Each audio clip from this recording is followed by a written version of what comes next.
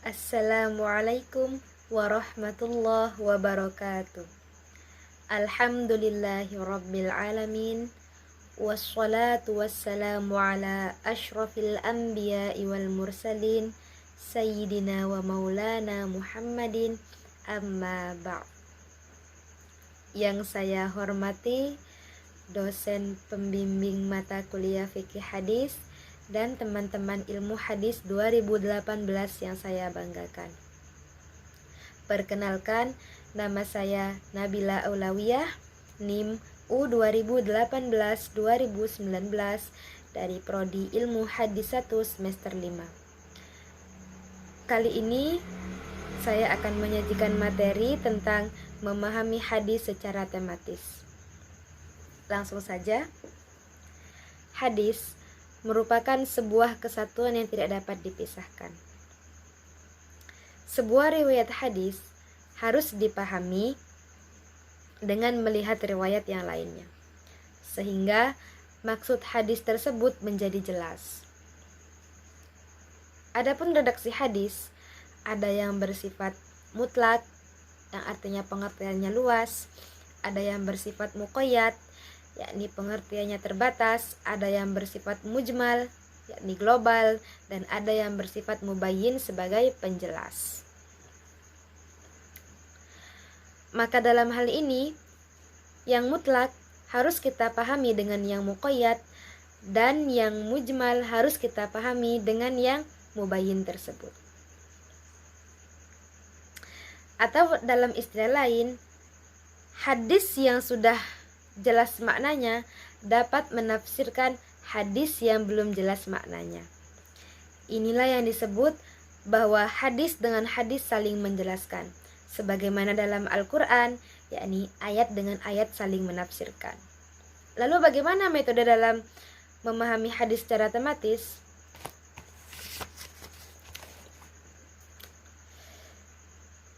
Metode dalam memahami hadis secara tematis sebenarnya tidak jauh berbeda dengan metode tafsir al-maudhu'i dalam Al-Quran, atau biasa kita sebut dengan tafsir tematik. Hanya saja, dalam metode tematis hadis, kita perlu menyeleksi mana hadis yang sahih dan mana hadis yang dhaif. Adapun langkah-langkah dalam metode ini, yang pertama, kita harus mengumpulkan semua riwayat hadis yang bertema sama. Kemudian, setelah kita kumpulkan, kita kritisi. Bagaimana cara mengkritisinya? Yakni dengan cara menyeleksi mana hadis yang sahih dan mana hadis yang dhaif. Setelah kita kritisi, kita ambil riwayat yang sahih dan meninggalkan riwayat yang tidak sahih. Kita ambil riwayat yang berlaku atau yang makmul dan meninggalkan yang tidak berlaku. Setelah itu apa lagi? Setelah itu kita mengambil teks-teks yang hadis, maksud saya teks-teks hadis yang petunjuknya jelas, lalu menyeleksinya dari teks-teks hadis yang petunjuk maknanya yang tidak jelas. Dan yang terakhir, kita bisa menafsirkan teks-teks yang tidak jelas petunjuk maknanya tersebut menjadi teks-teks yang sudah jelas petunjuk maknanya. Atau dalam kaidah, lafaz yang jelas dapat menafsirkan lafaz yang kurang jelas. Untuk lebih jelasnya, berikut beberapa contoh dalam metode ini. Yang pertama, yakni hadis melihat Nabi Muhammad SAW. Ada beberapa riwayat tentang melihat Nabi SAW. Yang pertama adalah man ra'ani fil manami faqad ra'ani fa inna syaitana la yatamatsalu bi, yang artinya barang siapa bermimpi melihatku dalam tidurnya, maka sesungguhnya dia benar melihatku, karena setan itu tidak dapat menyerupai bentukku. Hadis riwayat Al-Bukhari, Muslim, dan lainnya dari Abu Hurairah. Kemudian yang kedua, bahwasanya Nabi Shallallahu Alaihi Wasallam bersabda, "Man ro'ani fil manami faqad ro'al haq", yang artinya barang siapa melihatku dalam mimpi, maka ia telah melihat yang sebenarnya. Hadis riwayat Al-Bukhari, Muslim, dan lainnya. Dan yang ketiga, Nabi Shallallahu Alaihi Wasallam bersabda, "Man ro'ani fil manami fayasaroni fil yaqozoh," yang artinya, barang siapa melihatku dalam mimpi, maka ia melihatku saat terjaga. Hadis riwayat Al-Bukhari, Muslim, dan lainnya. Dan yang keempat, man ro'ani fil manami laka'an nama ro'ani, siapa yang melihatku dalam mimpi, maka seolah-olah ia telah melihatku.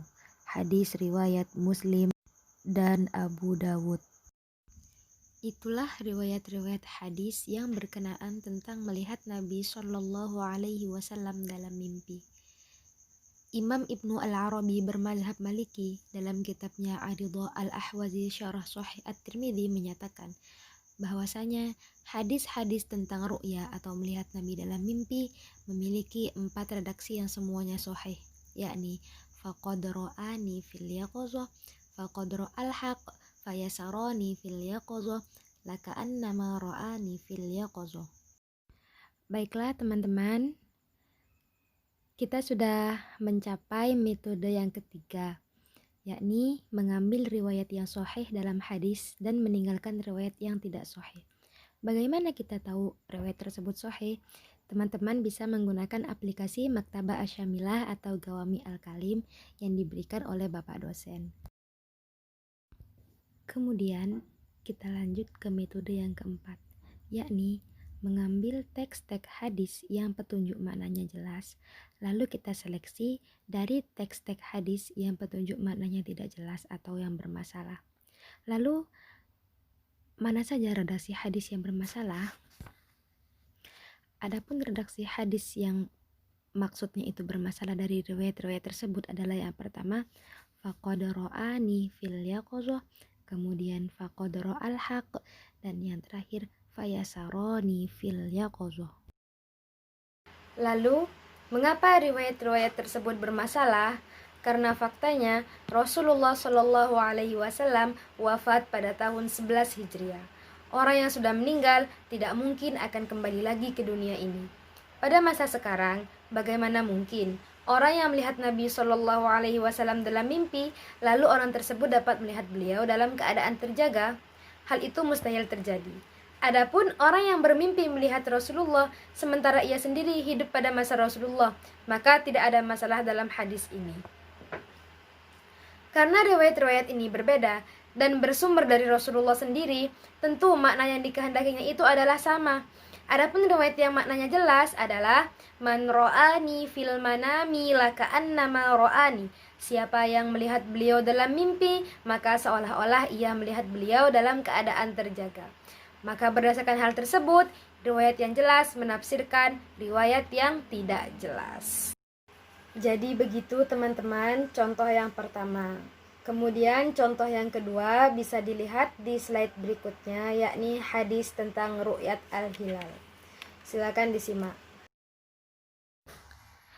Kemudian yang kedua yakni hadis ru'yat hilal.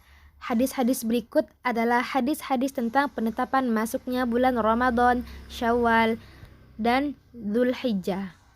Hadis-hadis ini antara lain diriwayatkan dalam bentuk perintah, bentuk hasyr atau pembatasan, dan khobar. Dalam bentuk perintah yakni Bismillahirrahmanirrahim, sumu li ru'yatihi wa aftiru li ru'yatihi, fa in ghumma 'alaikum fa akmilu syu'bana 30, yang artinya puasalah karena melihat hilal dan berbukalah karena melihat hilal. Jika penglihatan kalian tertutup, maka genapkanlah bulan Sya'ban menjadi 30. Hadis riwayat Al-Bukhari, Muslim, Abu Dawud, At-Tirmidzi, An-Nasa'i, dan Ibnu Majah. Kemudian dalam redaksi An-Nasa'i terdapat tambahan wan suku li ru'yatihi, yang artinya bermanasiklah karena melihat hilal. Yang kedua, diriwayatkan dalam bentuk hasyr atau membatasi.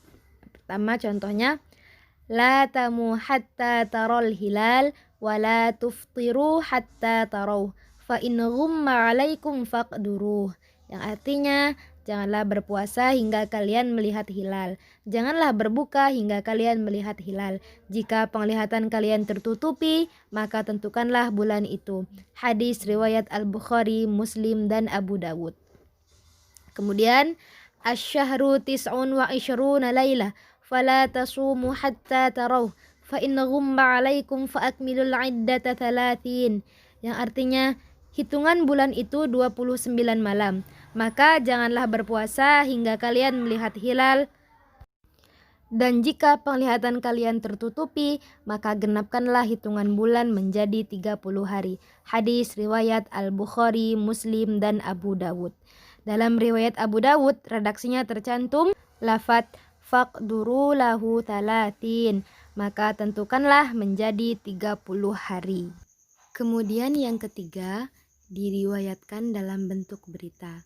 Dari Aisyah berkata, Kana Rasulullah sallallahu alaihi wasallam yatahaffadhu min ghairi thumma yasumu li ru'yati Ramadan fa in ghumma alaihi adda 30 yawman thumma shoma, yang artinya Rasulullah sallallahu alaihi wasallam memantau bulan Sya'ban tidak seperti memantau bulan yang lainnya.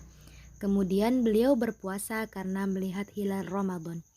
Jika penglihatan beliau tertutupi, maka beliau menghitung Sya'ban menjadi 30 hari, kemudian beliau berpuasa. Hadis riwayat Abu Dawud.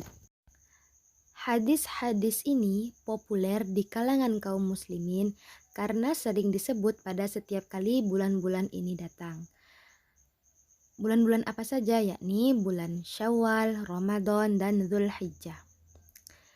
Hadis-hadis tersebut ada yang memiliki kandungan lafaz yang maknanya jelas mujmal dan maknanya mujmal tidak secara jelas, istilah adalah lafaz yang maknanya tidak jelas, baik hadis-hadis tentang atau penetapan perbuatan. masuknya bulan Ramadan, Kemudian, Syawal, dan Dzulhijjah mubayyan semuanya adalah makbul, lafaz yang mengeluarkan suatu kalimat dan tidak yang ada tadinya yang ambigu mansuh. menjadi jelas. Kemudian juga hadis tersebut ada mana yang redaksi yang mujmal dan mujmal? ada yang Redaksi yang mubayyan. mujmal yakni kalimat faqduru, sebagaimana yang diriwayatkan oleh Imam Al-Bukhari, Imam Muslim, dan Imam Abu Dawud dari Abdullah bin Umar radhiyallahu an.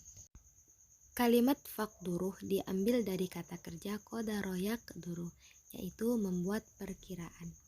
Contoh dalam Al-Quran surah Al-An'am ayat 91, Bismillahirrahmanirrahim, wa ma qadarullaha haqqa qadrih, yang artinya mereka tidak mengagungkan Allah sebagaimana mestinya.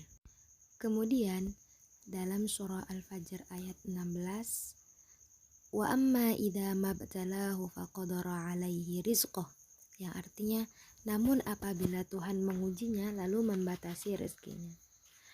Makna membatasi di situ maksudnya yaitu mempersempit rezekinya. Imam Al-Khattabi, pensyarah kitab Sunan Abu Dawud, berkata, lafadz faqdurula maknanya adalah tentukanlah ukurannya dengan menggenapkan bilangan hari menjadi 30 hari. Adapun perkataan Imam Al-Khattabi yang saya bacakan tadi tercantum dalam riwayat Imam Abu Dawud dari Abdullah bin Umar dengan redaksi faqduru lahu talatin.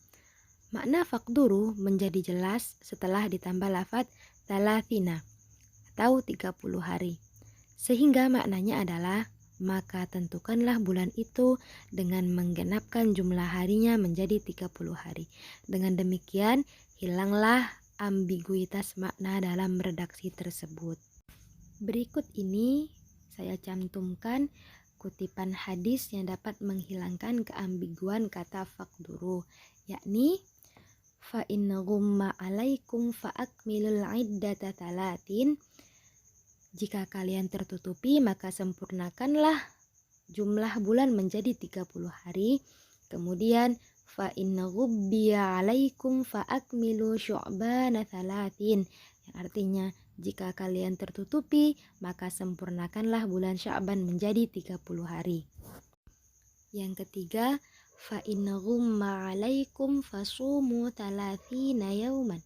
Jika kalian tertutupi maka puasalah selama 30 hari. Yang keempat, maaf ya teman-teman gak kelihatan, itu bacaannya fa in ghumma alaikum fa akmilul iddah, yang artinya jika kalian tertutupi maka sempurnakanlah bilangan atau bulan. Yang kelima, fa in ughmiya 'alaikum fa'uddu 30. Jika kalian tertutupi, maka hitunglah 30. Yang keenam, fa in ghumma 'alaikum faqduru lahu 30. Jika kalian tertutupi, maka tentukanlah bulan itu 30 hari. Yang ketujuh, fa in ghumma 'alaihi 'adda 30 yawman thumma shoma. Jika ia tertutupi, maka hitunglah 30 hari lalu berpuasa. Yang kedelapan, la tuqaddimu syahra hatta tarawul hilal au tukmilul iddah thumma sumu hatta tarawul hilal au tukmilul iddah. Janganlah kalian mendahului bulan Ramadan hingga melihat hilal atau menyempurnakan hitungan bulan. Kemudian berpuasalah hingga kalian melihat hilal Syawal atau menyempurnakan hitungan. Yang kesembilan, fa in halat dunahu ghayaya fa akmilu 30 yauman. Jika ada mendung menghalanginya, maka sempurnakanlah jumlah menjadi 30 hari. Dan yang terakhir, fa in ghumma 'alaikum fasumu 30 yauman. Jika kalian tertutupi, maka berpuasalah selama 30 hari. Lalu, kalimat yang mana saja yang menjadi penjelas kalimat faqduru atau yang mampu menghilangkan keambiguan lafadz faqduru? Sini sudah saya cantumkan. Yang pertama adalah fa'akmilu syu'bana 30, yang kedua fa'akmilul iddata 30, dan yang ketiga adda 30 yauman thumma shoma. Setelah dijelaskan riwayat-riwayat tersebut, maka tidak ragu lagi bahwasanya yang dimaksud dalam lafadz faqduru itu adalah menyempurnakan jumlah hari pada bulan yang sedang berjalan menjadi 30 hari, baik itu Sya'ban atau Ramadan. Alhamdulillah, kita telah sampai di penghujung materi. Terima kasih untuk teman-teman yang sudah setia menonton video saya. Semoga tidak membosankan dan semoga apa yang kita pelajari ini bermanfaat di dunia maupun di akhirat. Sekian dari saya. Mohon maaf jika ada kesalahan dan jika ada pertanyaan dapat kita diskusikan nanti. Wassalamualaikum warahmatullahi wabarakatuh.